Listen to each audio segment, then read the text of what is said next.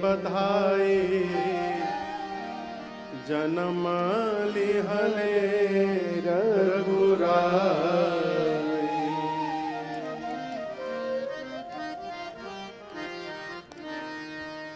अनंत कोटि ब्रह्मांड नायक अकारण करुणावरुणालय परात्पर ब्रह्म परम पिता परमेश्वर भगवान श्री सीताराम जी के चरणों में बारंबार वंदन। भूतनाथ भगवान विश्वनाथ जगत जननी मां भवानी एवं श्री हनुमान जी महाराज के चरणों में साष्टांग दंडवत। प्रातः स्मरणीय परम पूज्यपाद गोस्वामी श्री तुलसीदास जी महाराज के चरणों में बारंबार वंदन।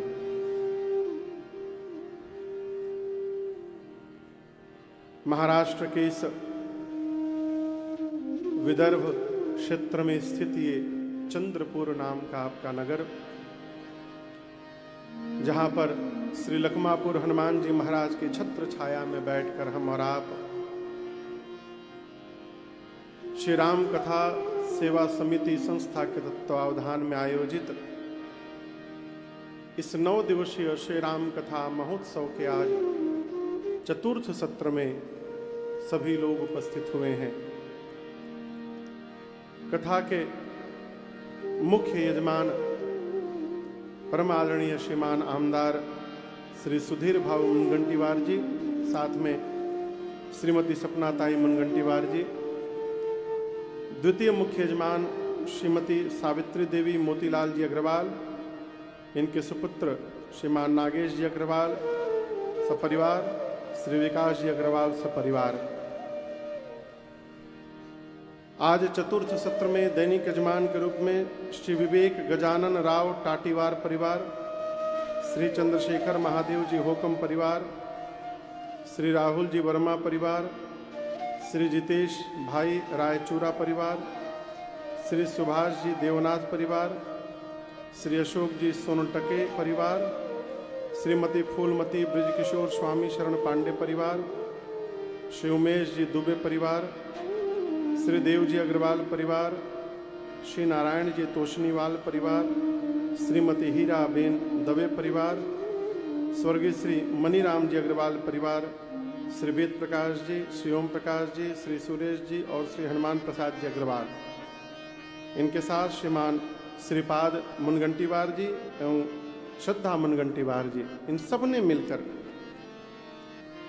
व्यासपीठ पर ठाकुर जी का वंदन पूजन किया।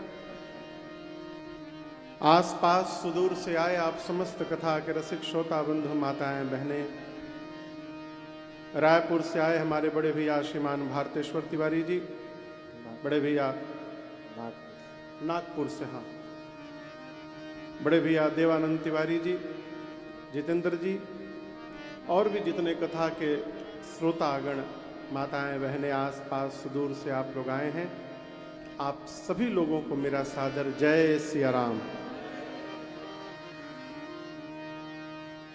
मंच पर हमारे साथ श्रद्धेय श्री कुलदीप जी महाराज कल से यहाँ विराजमान है। जय जय।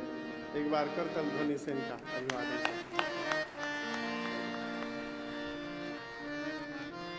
कल हमने और आपने श्री राम जन्म महोत्सव मनाया। भगवान अयोध्या की धरा पर अवतार लिए। भगवान के अवतार के बाद पूज्यपाद गोस्वामी तुलसीदास जी कहते हैं, श्री अवध में गृह गृह बाज बधाओ शुभ, प्रगटे सुषमा कंद, हर्षवंत सब जहां तहां, नगर नारी नर वृंद। बाबा कहते हैं कि भगवान के अवतार के पश्चात श्री अयोध्या के प्रत्येक घर में गृह गृह बाज बधाव शुभ, अयोध्या के प्रत्येक घर में अयोध्यावासी उत्सव मनाने लगे, वाद्य बजने लगे, बधाई गीत गाने लगे। यही व्यक्तित्व का परिचय है, जिसके आने के बाद बिना दिवाली के घर में दिवाली मनने लगे, वो श्रेष्ठ व्यक्तित्व है। जिसके आने के बाद अचानक खुशी की लहर दौड़ जाए, वो श्रेष्ठ व्यक्तित्व है। भगवान अयोध्या में अवतार लिए, ये तो गोस्वामी जी केवल अयोध्या वासियों के घर के वातावरण को बताएं, परंतु आप प्रकृति का दर्शन करिए। श्री रामनवमी के समय चैत्र मास में शुक्ल पक्ष में पूरी प्रकृति नई रहती है। खेत में नया अनाज आपको दिखाई पड़ता है, वृक्ष पर नए नए पत्ते निकले रहते हैं। पतझड़ के बाद बसंत में कहो, वृक्ष नए फलों से पुष्पों से लदा रहता है। जानते हैं क्यों? पूरी प्रकृति जानती है कि चैत्र में भगवान अवतार लेते हैं, इसलिए प्रत्येक वर्ष भगवान के स्वागत के लिए प्रकृति प्रस्तुत रहती है। अयोध्या के प्रत्येक घर में उत्सव है, क्योंकि प्रगटे हैं सुषमा और आपको बताऊं, बरबस किसी को हर्षित नहीं किया जा सकता। जबरदस्ती आप किसी को प्रसन्न नहीं कर सकते। जब तक वो भीतर से आह्लादित नहीं होगा, तब तक हर्षित होने वाला नहीं है। आज अयोध्या के नर नारी हर्षित हैं। क्यों? महाराज के घर में लाला हुआ है। चक्रवर्ती जी महाराज के घर में भगवान आए, इसके पीछे सबसे बड़ा कारण है चक्रवर्ती जी महाराज के जीवन का धर्म। कल आपसे एक निवेदन मैंने किया था, ज्ञान यदि जीवन में होगा तो आप भगवान को खोजिएगा, प्रेम यदि जीवन में होगा तो भगवान आपको खोजना प्रारंभ करेंगे, भगवान आपको ढूंढेंगे। श्री दशरथ जी महाराज पिछले जन्म में मनु जी महाराज थे, और मनु जी का परिचय गोस्वामी तुलसीदास जी देते हैं तो कहते हैं, चौपाई दर्शन करिए। स्वयं भू मनु अरु सतरूपा, स्वयं भू मनु अरु सतरूपा, जिनते भय नर सृष्टि अनुपा, जिनते भय नर सृष्टि अनुपा, दंपति धर्म आचरण का, दंपति धर्म आचरण का, अजहूँ गाव श्रुति जिनके लीका, अजहूँ गाव श्रुति जिनके लीका, अजहूँ गाव श्रुति जिनके लीका, अजहूँ गाव श्रुति जिनके लीका। गोस्वामी जी कहते हैं, स्वयंभू मनु महाराज और शत्रुपा मैया। परिचय क्या दिया? दंपति धर्म आचरण नीका। दाम्पत्य जीवन कैसा है? धर्मशील है। दंपति धर्म, और ऐसा धर्मशील है कि अजहू गाव श्रुति जिनके लीका, आज भी वेद जिनके धर्म की चर्चा करते हैं। वही मनु जी महाराज शरीर जब शांत हुआ तो भगवान के वचन के कारण अयोध्या में दशरथ जी बने, तो मनु जी महाराज के जीवन की संपत्ति तो दशरथ जी के जीवन में नहीं आई, लेकिन उनके जीवन का धर्म इस जीवन में आया। और दशरथ जी का जब परिचय दिया तो कहते हैं धर्म धुरंधर गुण निधि ज्ञानी। ये धर्म की गति है, और इसी धर्म के आकर्षण के कारण भगवान अयोध्या में अवतार ले लिए। कहो, एक एक प्रसंग आपको बताऊं। मनु जी 23,000 वर्ष तपस्या किए थे। कितना दिन? तब राम जी का दर्शन मिला। अयोध्यावासी कौन तपस्या किए थे हो कि राम जी ने जा करके दर्शन दे दिया?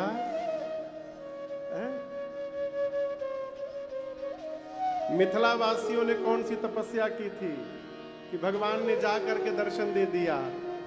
गोस्वामी जी मिथिला वासियों का जब परिचय देते हैं तो कहते हैं पुर नर नारी सुभग सुचि संता धर्मशील ज्ञानी गुणवंता।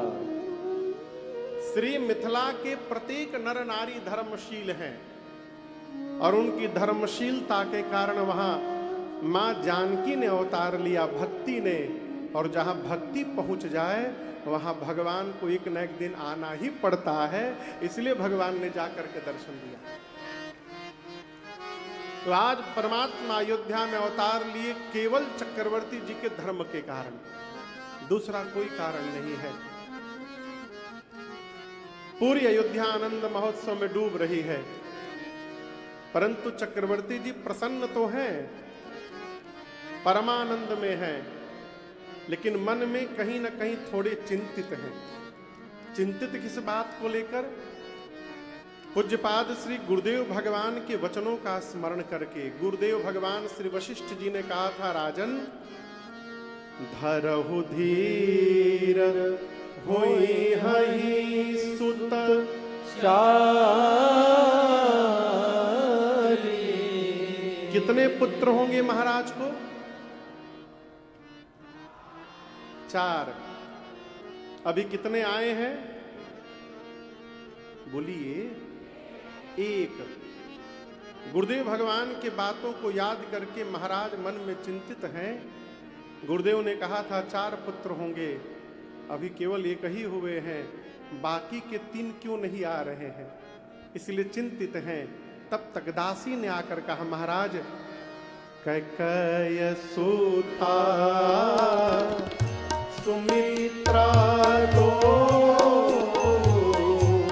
कैकेय सुता सुमित्रा दो, सुंदर सुत जनमत भयो, सुंदर सुत जनमत भयो,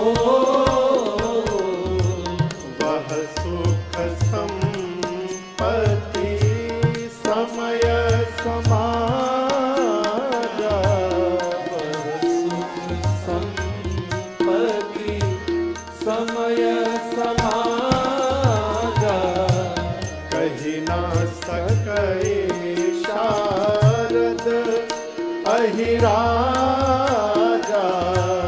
कही ना सके शारद अहिराजा, अवधपुरी सोहाई तेरी भांति, अवधपुरी सोहाई तेरी भांति, प्रभु मिलन आई जनुराते, प्रभु मिलन आई जनुराते, प्रभु ही मिलन आई जनुराते,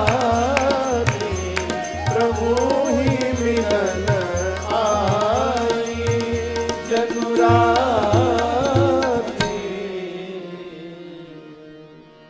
गोस्वामी श्री तुलसीदास जी कहते हैं, महाराज अभी सोच ही रहते तब तक दासी ने आकर कहा, महाराज बधाई हो।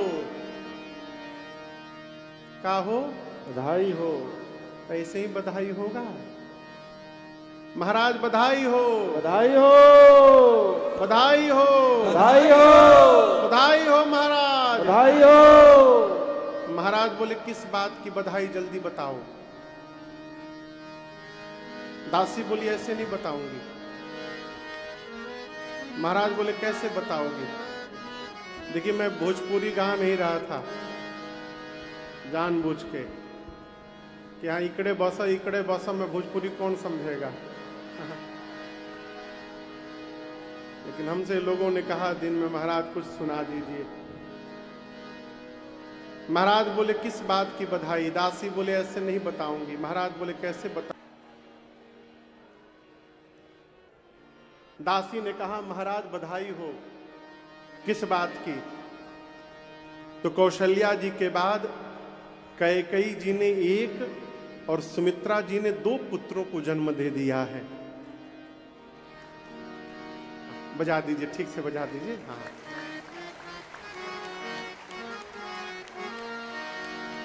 भगवान श्री राम के आने के बाद अयोध्या में जो उत्सव मनाया जा रहा था, चारों भाइयों के आने के बाद वो उत्सव 4 गुना बढ़ गया।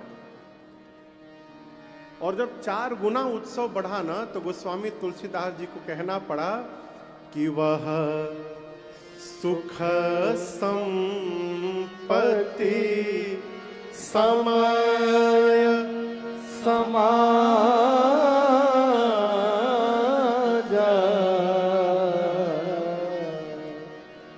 कहीं न सके सारद अहित राजा।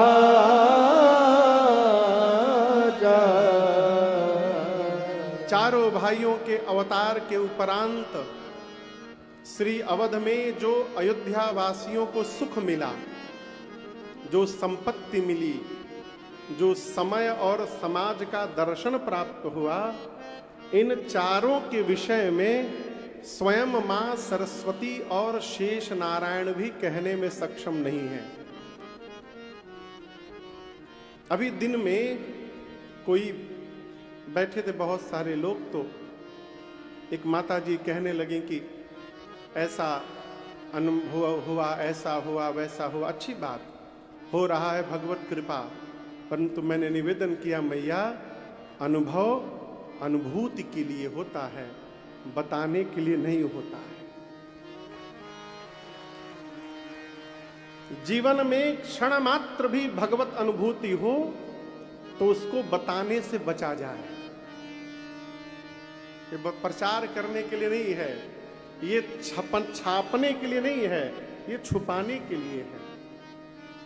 आप विशेष हैं कि आपको अनुभूति हो पा रही है। और आप समझिएगा, आनंद वास्तव में वही है जिसको बताया न जा सके। जिस सुख को, जिस आनंद को हम और आप परिभाषित कर पा रहे हैं, बता पा रहे हैं, वास्तव में हमको सुख और आनंद अभी प्राप्त ही नहीं हुआ। अरे बाल्टी के पानी को आप बता सकते हैं कितना पानी है। टंकी में पानी है, टंकी तो बता सकते हैं 5000 लीटर है कि 10,000 लीटर है। कुएं के पानी को भी बता सकते हैं। ऐसे ऐसे साधन विज्ञान है, नदी के भी पानी को मापा जा सकता है। लेकिन वो कौन सा साधन है जो समुद्र के जल को माप कर बता दे कि समुद्र में कितना जल है? समुद्र अथाह है। जिस प्रकार समुद्र का जल बताया नहीं जा सकता, उसी प्रकार जीवन में भगवत आनंद को बताया नहीं जा सकता, उसको अनुभव किया जा सकता है। अयोध्या वासियों का सुख कहने में नहीं आ रहा। क्यों? अयोध्या में सुख के समुद्र ने अवतार लिया है। भगवान का नाम है सुख सिंधु। जहां समुद्र ही उतर जाए वहां कौन क्या बताएगा। इसलिए सुख कहने में नहीं आ रहा है। अयोध्या वासियों को जो संपत्ति मिली, वो संपत्ति बताने में नहीं आ रहा है। कौन सी संपत्ति मिली? वही संपत्ति जो मीराबाई को मिली थी। पायो जी मैंने राम रतन धन पायो, लायो जी मैंने राम रतन धन पाया। राम रतन धन। जगत में अर्थ मिलेगा तो छूट जाएगा, और यदि परम अर्थ मिलेगा तो वही साथ में गति करेगा। लेकिन आपको एक बात बताऊं, हम और आप अर्थ प्रधान युग में जी रहे हैं। बिना अर्थ के इस युग में व्यवहार होने वाला, कितनों प्रवचन दिया जाए बात अलग है। अब कल्पना करिए हम नागपुर एयरपोर्ट पर जाएं, टिकट काउंटर पर जो भैया बैठे हैं वो कथा के श्रोता हों, बड़े प्रेमी श्रोता हों, वो देखे बोले महाराज आप आए हैं, हम तो आपको खूब सुनते हैं, बड़ी अच्छी बात, धन्यवाद। यदि हम कहें कि भैया एक टिकट बना दीजिए कलकत्ता का हमारा, तो बोलेंगे महाराज पैसा तो लगेगा। हम भैया आप कथा सुनते, मतलब वो बात अलग है, लेकिन बिना पैसा का टिकट नहीं बनेगा। तो जहां अर्थ की आवश्यकता है अर्थ लगेगा, लेकिन मेरी प्रार्थना है अर्थ के साथ साथ परम अर्थ को भी जमा करते रहिए, क्योंकि अर्थ छूटेगा अब परम अर्थ साथ में जाएगा। अयोध्या वासियों को संपत्ति मिली, क्या? राम जी रूपी संपत्ति मिली, वो कहने में नहीं आ सकता। और जिस समय और समाज का दर्शन हुआ, जेहि दिन रामा जन्म श्रुति गावहि, जेहि दिन राम जन्म श्रुति गावहि, तीरथ सकल तहाँ चलि आवहि, तीरथ सकल तहाँ चलि आवहि। नौमी भौमार मधुमासा, नौमी भौमार मधुमासा, अवधपुरे यह चरित प्रकाशा, अवधपुरे यह चरित प्रकाशा, अवधपुरे यह चरित प्रकाशा। गोस्वामी जी कहते हैं नौमी भौम वार मधुमासा, चैत्र मास शुक्ल पक्ष श्री राम नवमी के दिन, ठीक दिन में 12 बजे, जितने बजे राम जी अवतार लेते हैं, धरती के जितने तीर्थ हैं सारे के सारे तीर्थ अयोध्या पहुंच जाते हैं। तीर्थ सकल तहां चली आओ। कहां चली आवही? कहां चली आवही? अयोध्या में। तो इस प्रसंग के अनुसार यदि रामनवमी के दिन में 12 बजे जो अयोध्या में पहुंच गया, उसे धरती के सभी तीर्थों में जाने का पुण्य फल प्राप्त हो जाएगा, इसमें कोई संशय नहीं है। क्योंकि सारे तीर्थ वहां उपस्थित रहते हैं अयोध्या में, अब प्रत्येक वर्ष रहते हैं। अब आप कल्पना करिए जहां पर सारे तीर्थ उपस्थित हो जाएं, उस समाज की कोई क्या व्याख्या करेगा। इसलिए गोस्वामी जी कहते हैं वह सुख संपत्ति समय समाज, वह सुख संपत्ति समय समाज कहने में नहीं आ रहा है। ऐसा लग रहा है कि दिन में ही भगवान से मिलने के लिए रात्रि आ गई हो। ये संभव नहीं है, लेकिन अयोध्या में संभव हुआ। कैसे संभव हुआ, इसका दर्शन करिए। गुरुदेव भगवान ने कहा महाराज आपको 4 पुत्र होंगे, और अपने वचनों को सिद्ध कराने हेतु गुरुदेव भगवान ने श्रृंगी ऋषि को बुलाकर अयोध्या में पुत्र कामेष्टि यज्ञ कराया। ठीक ना?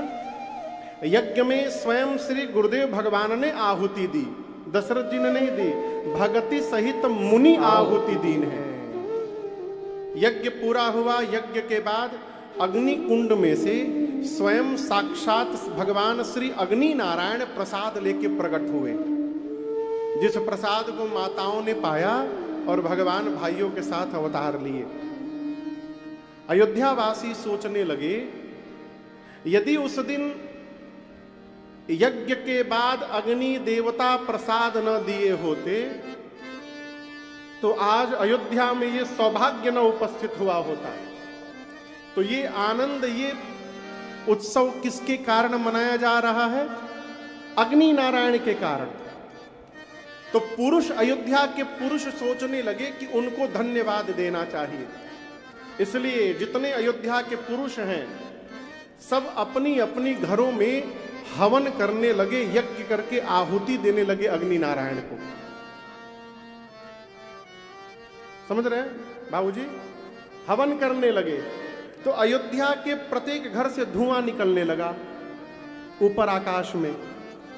माताएं सखियां क्या करने लगी? हाथ में थाल में अबीर लेकर घर से बाहर निकली और बधाई गा गा कर अबीर लुटाने लगी। उड़ई अबीर मनहु अरुणारी। माताएं घर से बाहर निकलकर गुलाल उड़ाने लगी। गुलाल का रंग कैसा होता है? गुलाबी। कैसा होता है? अच्छा बताइए, रात्रि के पहले संध्या के समय आकाश का रंग कैसा होता है? बादलों का रंग कैसा होता है? गुलाबी। माताएं घर से बाहर निकलकर गुलाल उड़ाने लगी। अयोध्या के ऊपर का वातावरण गुलाबी हो गया, ऐसा लगा मानो संध्या का आगमन हो गया। घर से क्या निकल रहा है? धुआं। अब बाहर से क्या उड़ा है? गुलाल। गुलाल और धुआं आपस में मिल गए और मिलकर अयोध्या के ऊपर इतनी मोटी परत बना दिए कि सूर्य भगवान का प्रकाश छिप गया और नीचे ऐसा लगा कि मानो भगवान से मिलने रात्रि आ गई हो, पूरा अंधकार छा गया। प्रभु ही मिलन आई जनु रात्रि। केवल इतना ही नहीं, आगे दर्शन करिए। रात्रि में आकाश में क्या चमकता है? तारे। तो यहां की रात्रि में तारा कौन है? मंदिर मणि समूह जनु तारा। अयोध्या के जितने मंदिर के घरों के शिखर हैं उनमें मणि लगाए गए हैं। इस अंधकार में वो सारे मणि तारों की भांति चमक रहे हैं, मानो तारे चमक रहे हो। तारों के बीच में कौन चमकता है?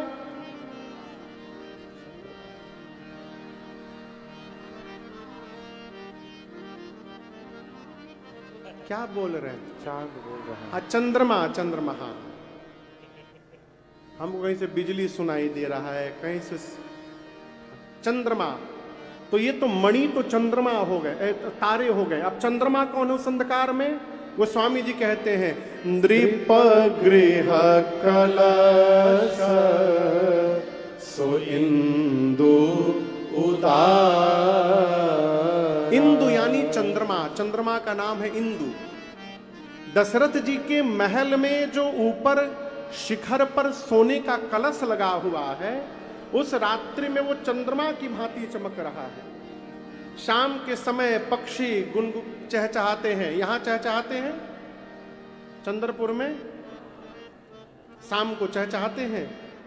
आप लोग सुने हैं? अच्छी बात है। यहां पक्षी कौन चहचहा रहा है? हम पंडाल का नहीं पूछ रहे हैं, कथा का पूछ रहे हैं। रात्रि हो गई, दिन में ही रात्रि हो गई नीचे, तारे भी चमकने लगे, चंद्रमा भी आ गए। अब ये पक्षियों की चहचहाट क्या है? तो गोस्वामी जी कहते घर में जो लोग आहुति दे रहे हैं ना, तो वेद मंत्र पढ़ रहे हैं। तो ये जो वेद ध्वनि हो रही है, भवन वेद धुनि अति मृदु वाणी जनु खग मुखर समय जनु सा।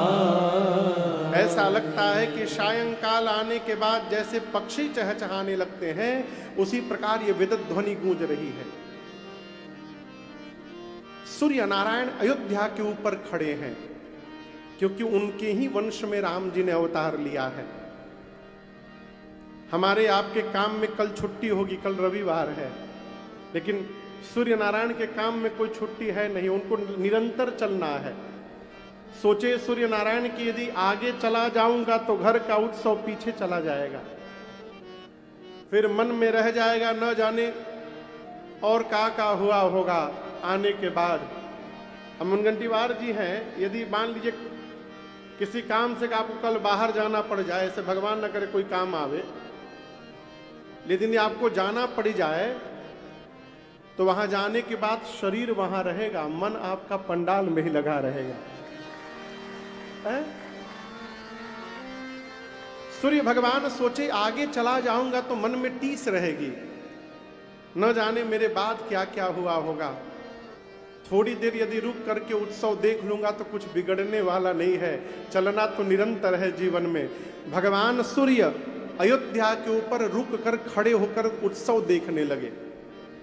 नीचे बधाई गाने वाले लोग बधाई पे बधाई गाए जा रहे हैं। बधाई गाइए, कोई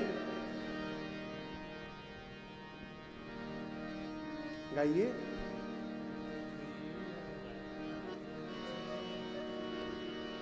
आप गाइए कोई बधाई।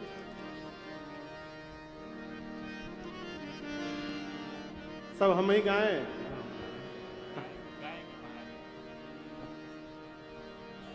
बधैया बाजे आंगने में, अरे बधैया बाजे आंगने में।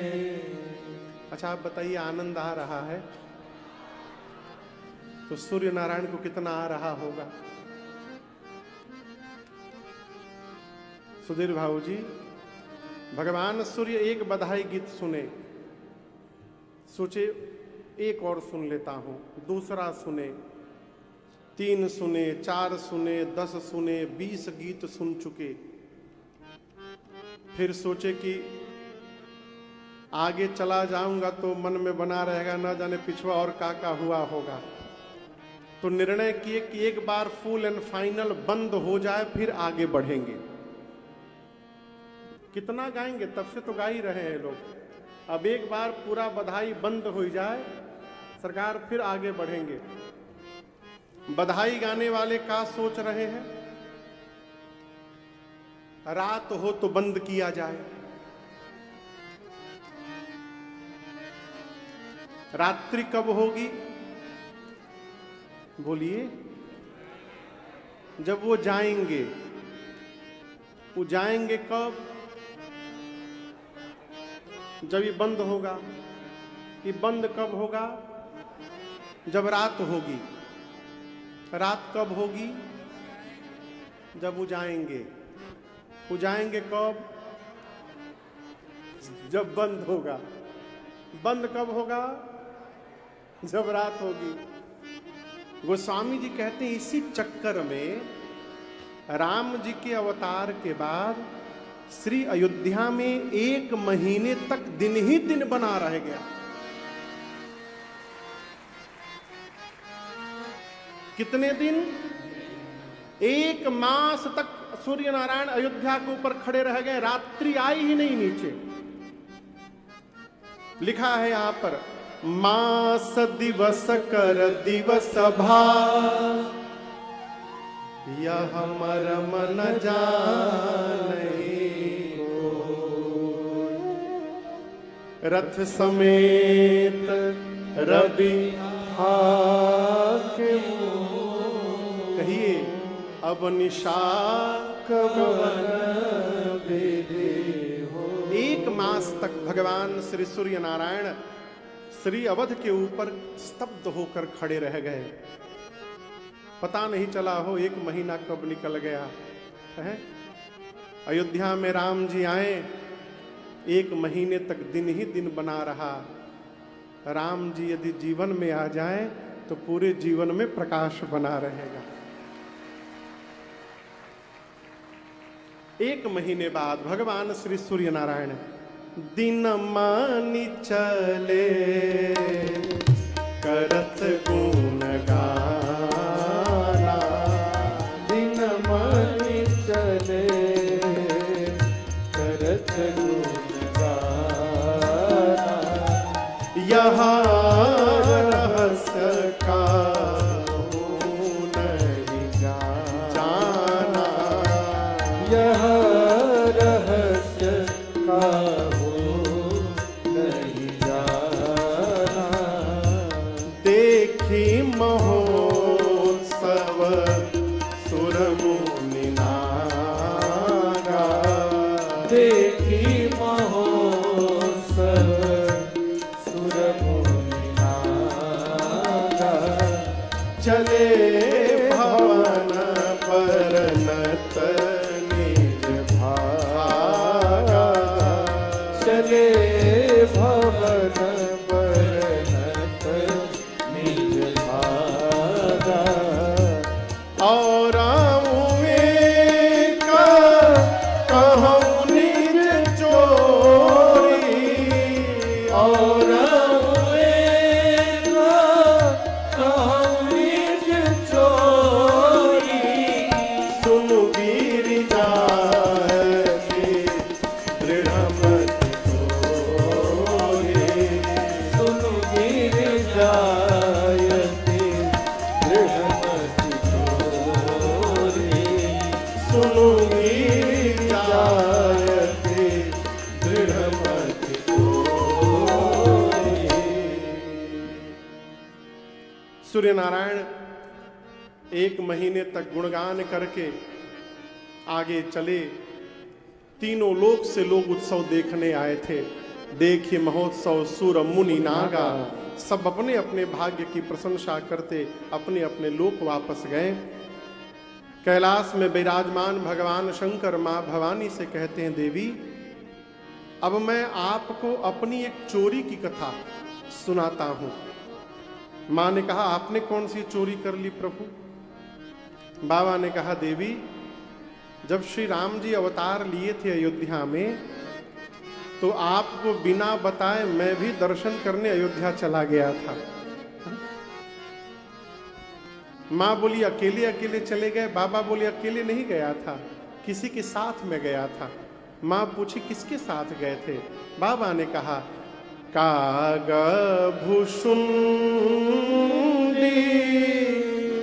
संगम तो मनुजरूप नहीं को। भगवान शंकर कहते हैं, कागभूषुंडी जी के साथ मैं गया। किसके साथ गए?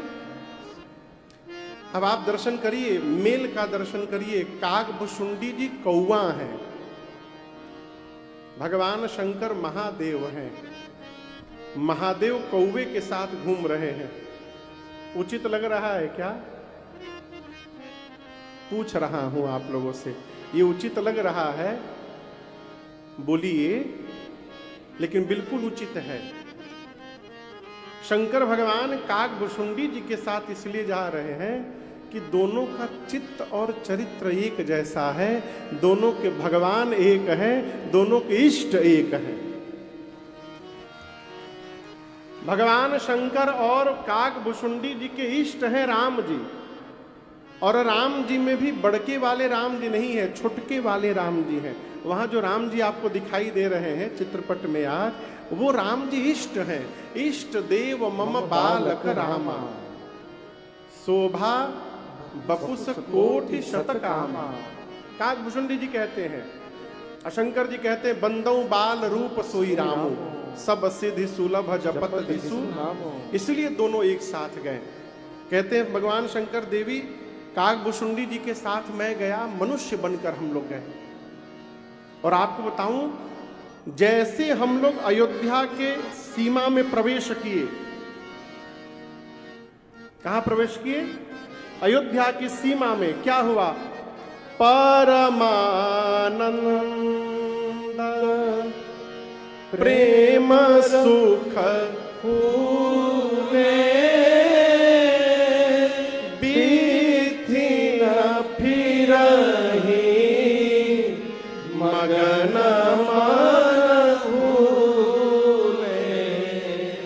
भगवान शंकर कहते हैं अयोध्या की सीमा में प्रवेश करने के साथ ही हम लोग परमानंद से फूल ही गए।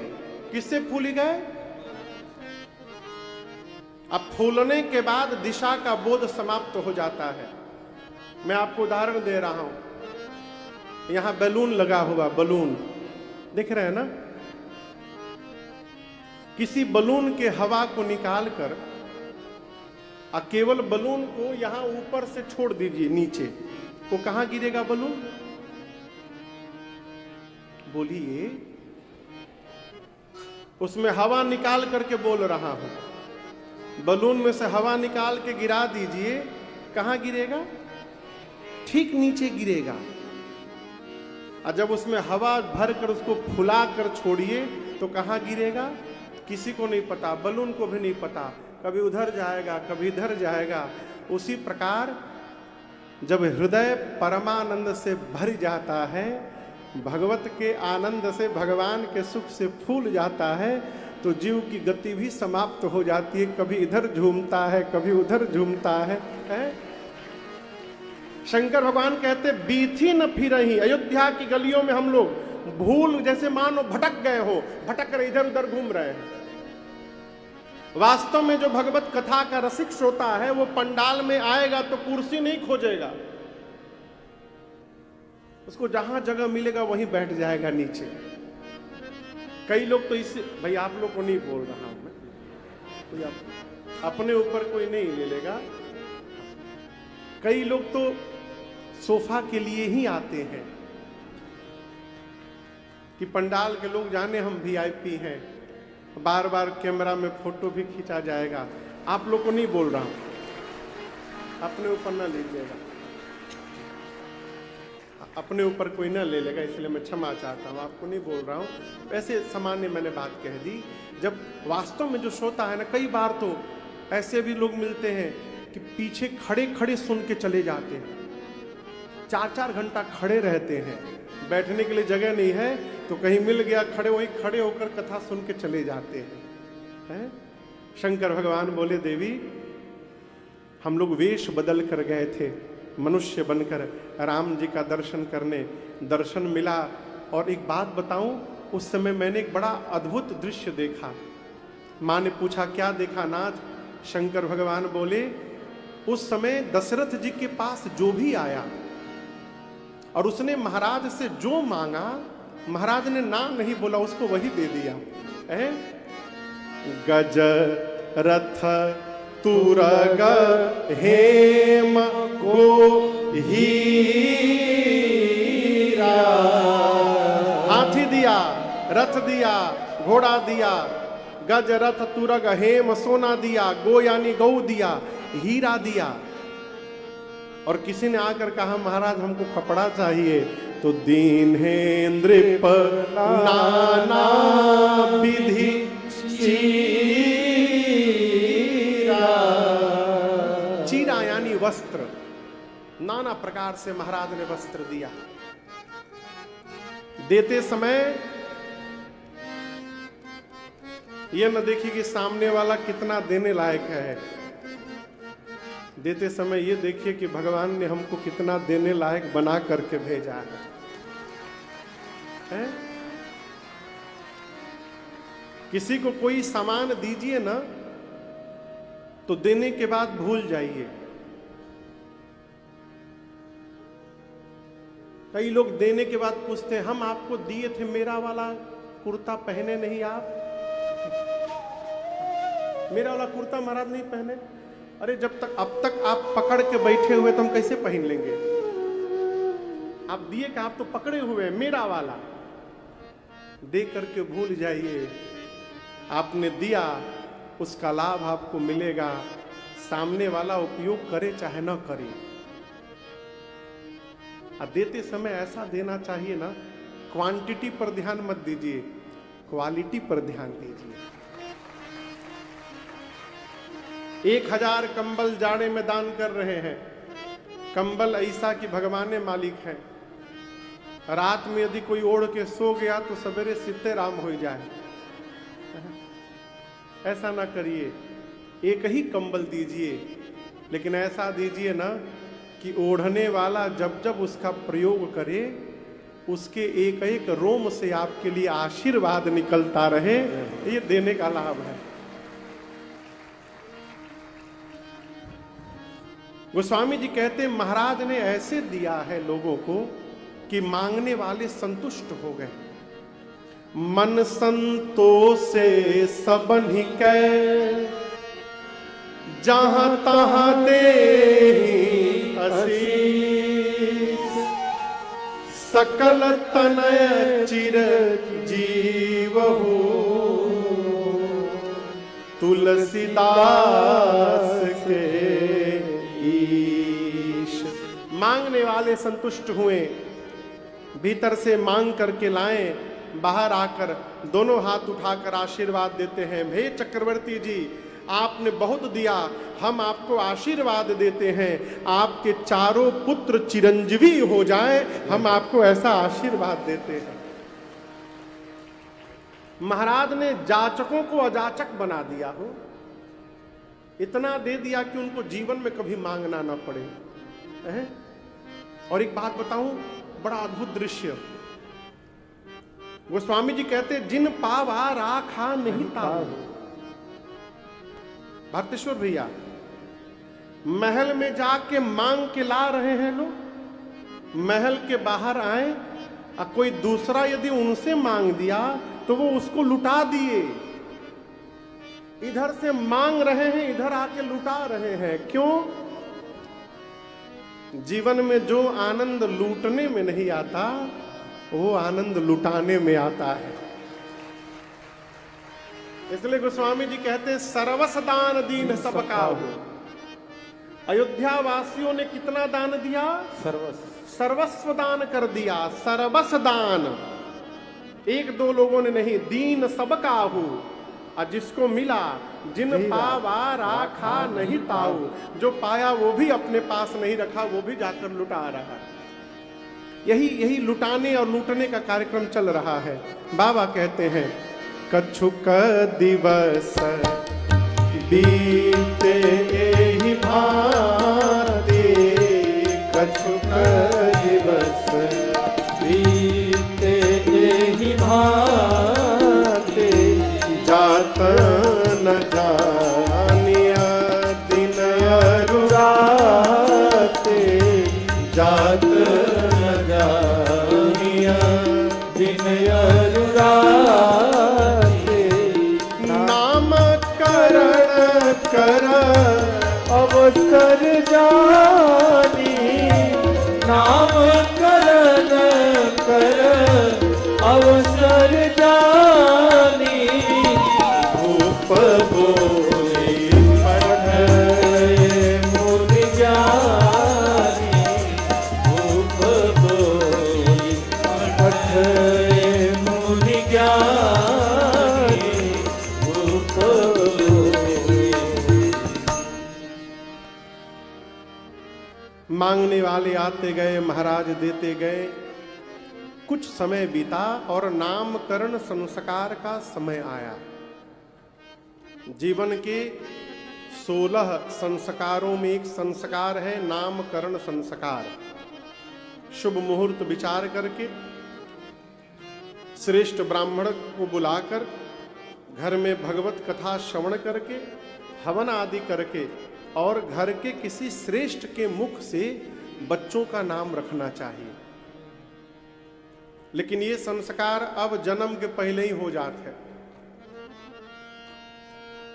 लड़का हुआ तो ही, लड़की हुई तो ही, पहले ही डिसाइड हो जाता है। नाम संस्कार है। गुरुदेव भगवान को चक्रवर्ती जी ने बुलाया, दिव्य आसन पर उनको बिठाया, पांव पखारा, पूजन किया और उसके बाद हाथ जोड़कर महाराज निवेदन करते हैं, गुरुदेव धरिया नाम जो मुनि गुनि राखा धरिया नाम। गुरुदेव भगवान, आप जो मेरे बच्चों के नाम विचार करके मन में रखे हुए हैं, कृपा करके एक एक नाम बता दीजिए। गुरुदेव भगवान ने कहा, राजन, इनके अनेक नाम हैं। आपने एक एक नाम पूछा है, उन अनेक नामों में से मैं आपको एक एक नाम बताता हूं। सबसे पहले श्री दशरथ जी की गोद में राम जी बैठे थे। गुरुदेव ने कहा, आपके ज्येष्ठ पुत्र जुवानंद सिंधु सुखरासे, जुवानंद सिंधु सुखरासे, करते त्रैलोक सुपासे, करते त्रैलोक सुपासे, तो सुख धाम राम यस नामा, सो सुख धाम राम यस नामा, अखिल लोकदायक विश्रामा, अखिल लोकदायक विश्रामा, अखिल लोकदायक विश्रामा, अखिल लोकदायक विश्रामा। गुरुदेव भगवान ने कहा, महाराज, आपके ज्येष्ठ पुत्र ये आनंद के समुद्र हैं, सुख के धाम हैं, पूरे त्रैलोक्य की सुंदर व्यवस्था करने वाले हैं महाराज। और ये वही हैं जो पूरे जगत को विश्राम देंगे। क्या देंगे? जोर से बोलिए। बिना राम के शरण में आए जीवन में विश्राम प्राप्त होने वाला नहीं है। इसका भी प्रमाण मानस में है। गोस्वामी तुलसीदास जी जब पूरी राम कथा लिख दिए, तब जाकर उनको विश्राम मिला। जाकी कृपा लवलेश ते मतिमंद तुलसीदास हूँ, पायो परम विश्राम राम समान। विश्राम क्या है? जीवन की विपरीत परिस्थिति में भी यदि मुख से राम राम उच्चारित हो रहा है, ये विश्राम है। और बिना भगवान की शरण में आए प्राप्त होने वाला नहीं है। आप राम जी को देखिए ना, राम जी कितने दयालु हैं।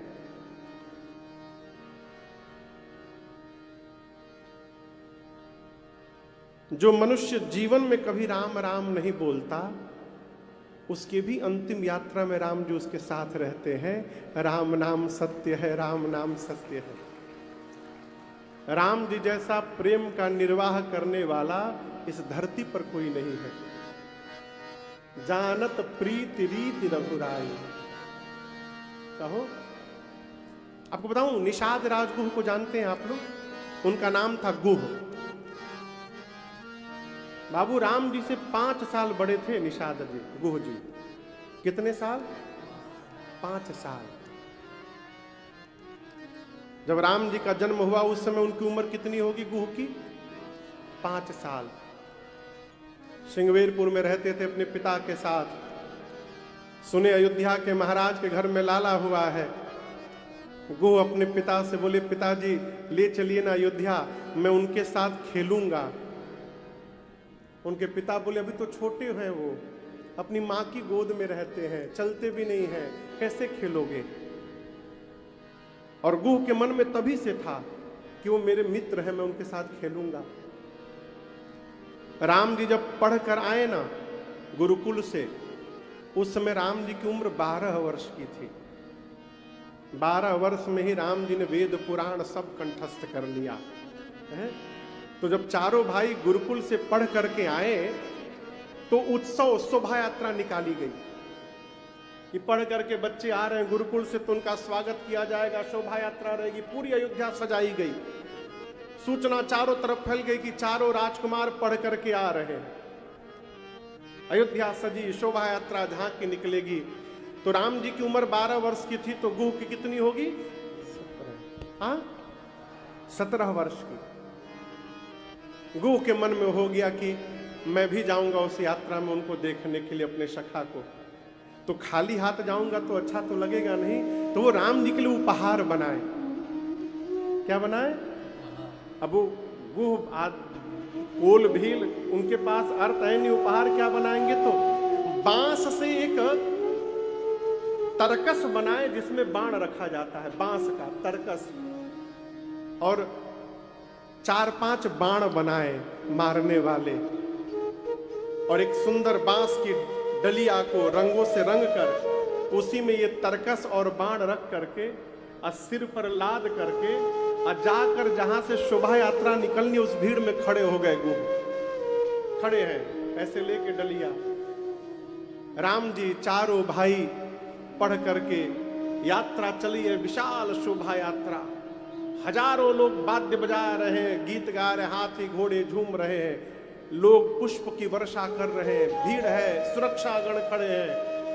रथ जब आया तो ये गुह अपना उपहार देने के लिए आगे बढ़े।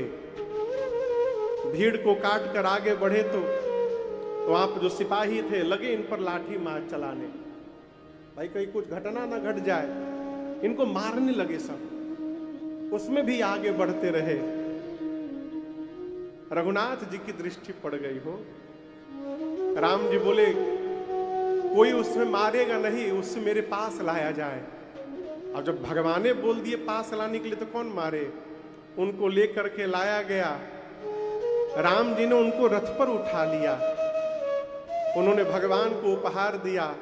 राम जी अपना तुरंत सोने का तरकस उठा के रख दिए और उनका बांस का तरकस अपने कंधे पर लगा लिए। अब दशरथ जी महाराज समझ में ना आवे कि ये बालक कौन है, तो दशरथ जी पूछे रामभद्र ये हैं कौन? राम जी बोले पिताश्री ये मेरे सखा हैं, ये मेरे मित्र हैं। और जबकि पहली बार मिलन हुआ है, बोले प्रभु मेरे सखा है ये। और आपको बताऊं, राम जी के बगल में दाहिनी ओर लक्ष्मण जी बैठे हैं, बाईं ओर भरत जी बैठे हैं, और भरत जी के बगल में बाईं ओर शत्रुघ्न लाल जी बैठे हैं। राम जी ने भरत जी को तनी घसका करके और अपने बगल में गुह को बिठा लिया रथ के ऊपर। लोग हैरान कि इस बालक को तो पहली बार हम लोगों ने देखा। राम जी यही बोले तुम मेरे सखा हो, उसको गले लगाए हुए हैं निषाद राजगुह को। दशरथ जी सोचे कि लगता है राम जी जब गुरुकुल में होंगे तो वन में घूमते होंगे तो इनसे मित्रता हो गई होगी। तो वहीं पर दशरथ जी ने कहा कि राम आपके विद्या अध्ययन पूर्ण करके आने की खुशी में मैंने बहुत खैरात बांटे हैं, बहुत दान दिए हैं, मैं आपके मित्र को भी कुछ भेंट करना चाहता हूं। राम जी बोले अवश्य पिताश्री। वहीं पर श्री दशरथ जी महाराज ने उस गुह को श्रृंगवेरपुर का राजा घोषित करके उनका राज्याभिषेक कर दिया और निषाद राज गुह बना दिया। वो दशरथ जी ने उनका राज तिलक किया था। ये भगवान का प्रेम है। बिना राम की शरण में आए विश्राम नहीं प्राप्त होगा। इसलिए हमारे पूज्य महाराज श्री कहा करते हैं, महाराज आपके ज्येष्ठ पुत्र ये पूरे जगत को विश्राम प्रदान करेंगे, इसलिए आज के बाद इनका नाम राम होगा।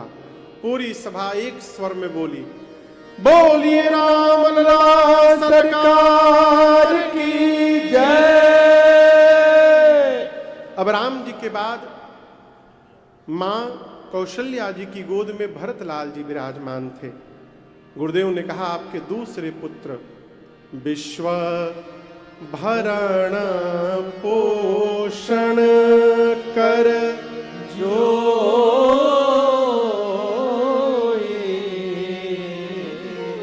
ताकर नाम भरत अस हो।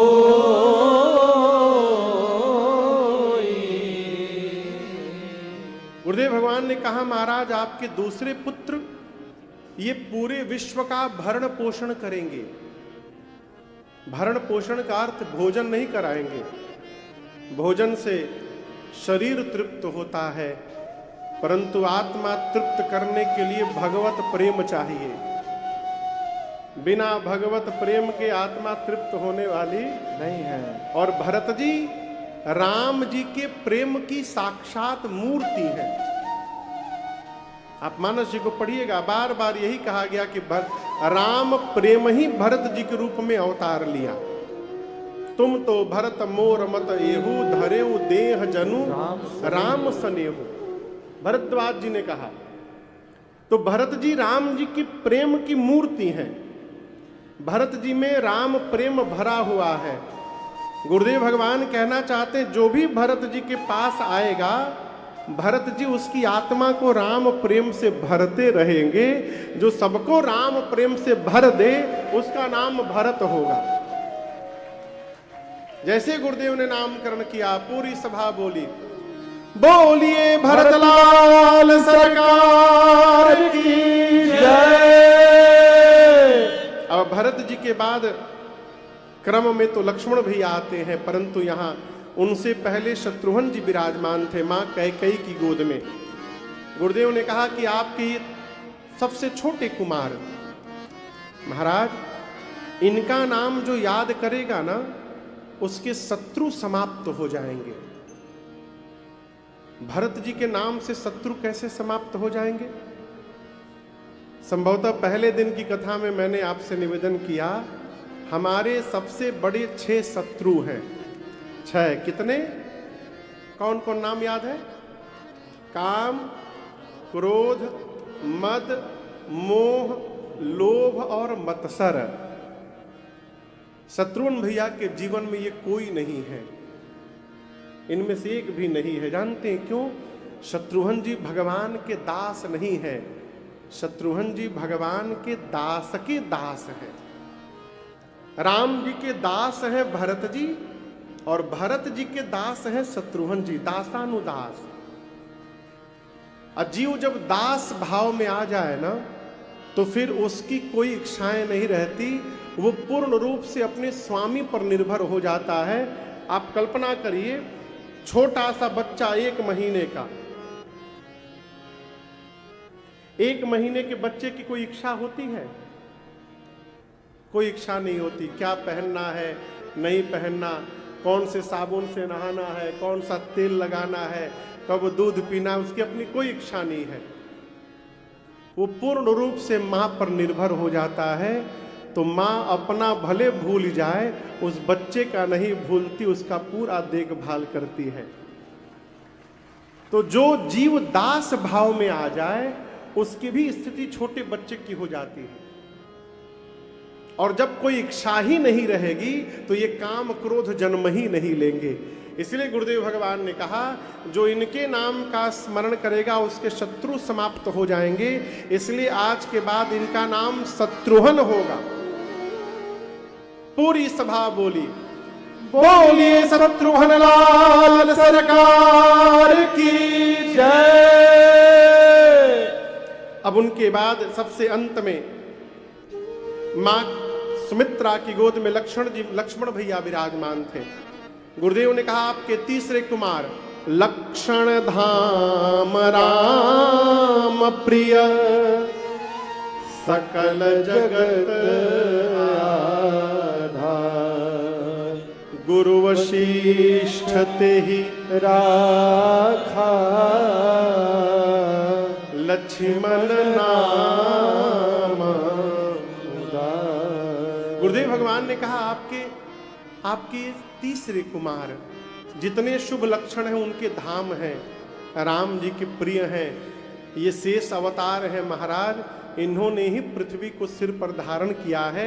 आज के बाद इनका नाम लक्ष्मण होगा। पूरी सभा बोली, बोलिए लखनलाल सरकार की जय। आपसे पूछ रहा हूं, वेद कितने हैं? वेद भगवान बोलिए 4। नाम याद है? पहला वेद ऋग्वेद, दूसरा दूसर का, अच्छा सामवेद, चलिए ठीक है सामवेद। हाँ, तीसर का अथर्ववेद और यजुर्वेद। चलिए क्रम भले आगे पीछे, नाम याद है। हाँ, एक जगह लोग 5 वेद बता रहे थे। बोले 5वां वेद कौन है? बोले महाराज लवेद। 4 वेद हैं। गुरुदेव ने नामकरण करके कहा, महाराज आपके चारों पुत्र चारों वेद के सार तत्व हैं। आप ये मान लीजिए कि चारों वेद ही आपके घर में अवतार ले लिए हैं। ये चारों वेद के सारांश हैं, मुनियों के धन है। राम जी मुनियों के लिए क्या है? बोलिए। अच्छा, आप लोग रुपया कैसे गिनते हैं? गिनते नहीं है का? दिखाइए कैसे गिनते हैं। हाँ, ऐसे ऐसे। हम लोग अपना धन ऐसे ऐसे गिनते हैं, अब मुनि लोग अपना धन ऐसे ऐसे गिनते हैं। ये मुनियों के धन है, मुनि धन। मुनियों के धन है, भक्तों के सर्वस्व हैं। सर्वस्व माने सब कुछ। इसलिए हम और आप नित्य कहते हैं, त्वमेव माता च पिता त्वमेव त्वमेव बंधु च सखा त्वमेव विद्या द्रविणं त्वमेव त्वमेव सर्वं मम देव देव। त्वमेव सर्वम, सर्वम मने सर्वस्व। मुनियों के धन है, भक्तों के सर्वस्व हैं, शंकर जी के प्राण तत्व हैं, शिव प्राण। राम जी मुनियों के धन हैं, भक्तों के सर्वस्व हैं, शंकर जी के प्राण तत्व हैं। ये हमेशा 2-2 की जोड़ी में रहेंगे महाराज। सांवले राम के साथ गोरे लक्ष्मण जी रहेंगे और सांवले भरत जी के साथ गोरे शत्रुघ्न जी रहेंगे। अभी नामकरण हुआ तब तक बधाई गाने वाले आ गए और शुरू हो गए, अरे घर घर